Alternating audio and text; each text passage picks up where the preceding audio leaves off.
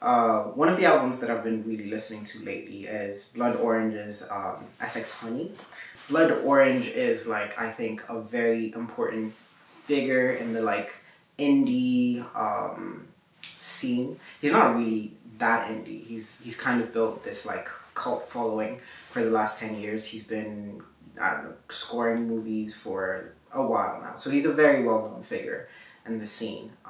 And I've always kind of been really drawn to his sound.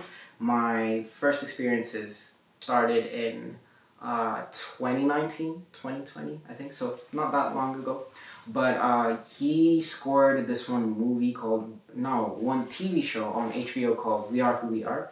Such a beautiful show, and I'll get to that. So it's directed by Luca Guadagnino, who also made Call Me By Your Name, famously. And it's a brilliant film. It's very similar to Call Me By Your Name in the sense that they're both set in Italy, roughly speaking. They're both coming-of-age narratives.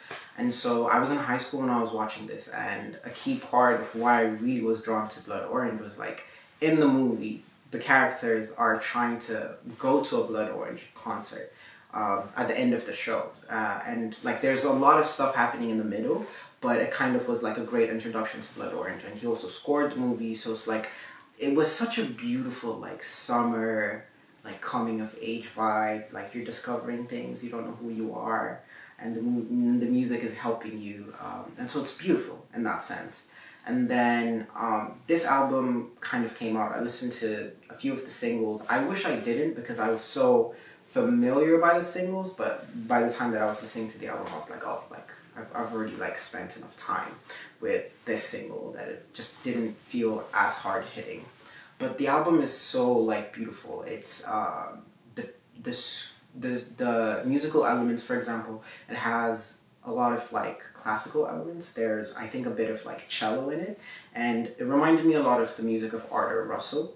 Very instrumental figure as well in the indie scene. I think he's also seen a revival recently. Has been sampled by the music of Kanye, which doesn't mean much these days, but yeah, I don't know. It's the usual Blood Orange, which is sort of like this like piano, guitar focused, synth focused production that that uses a lot of like nice lyrics. And the best way I can describe his music is like, it feels like summer, it feels like coming of age, it feels like that Euro summer trip that you take with your friends, but it's also like black, like it's the black experience in a way.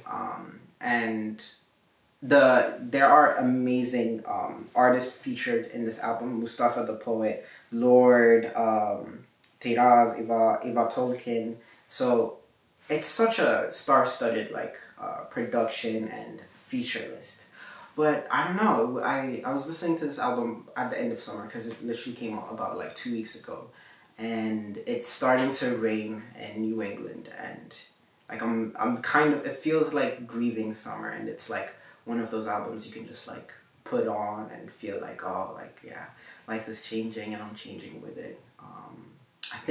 I think this album deserves its props, and the way I look at like Blood Orange, he's becoming more and more and more famous each year. But I if I had to put him in a pantheon, I'd put Blood Orange in the same sort of like league as like Frank Ocean and Sampha. There's this sort of like spiritual strength to the music. There's this calming sense to the music, and Sampha has kind of like gone to the very like extreme experimental end, and Blood Orange is plenty experimental as well, but he's sort of like in this like beautiful in between where it's like the music is changing. He's definitely incorporating like more classical elements to it, but it's still familiar.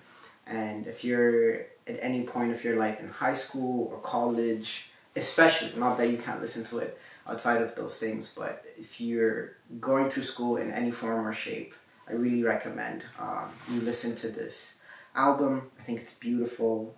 My favorite tracks include Thinking Clean, but the end part of Thinking Clean, gorgeous. And the beginning of Take Me to the Countryside, like the Countryside song, is very beautiful. The Train, King's Cross, is also pretty nice. Yeah, it's just a very well formulated album, and I think it's one of the few albums that I'll be like listening from top to bottom until the end.